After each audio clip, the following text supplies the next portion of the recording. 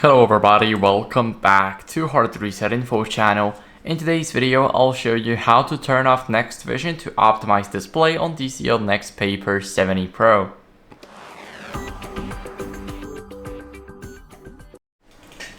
So first, what are we gonna do is we're gonna go over into settings.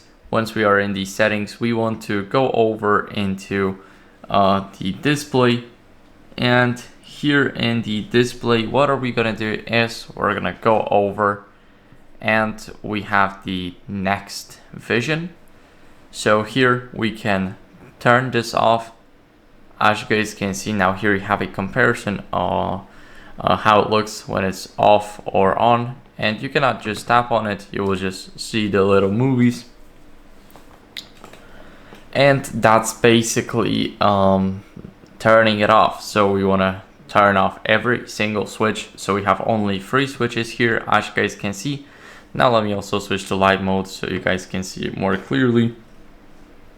The difference is massive, but if you don't want it, then you can still have fun with the same colors.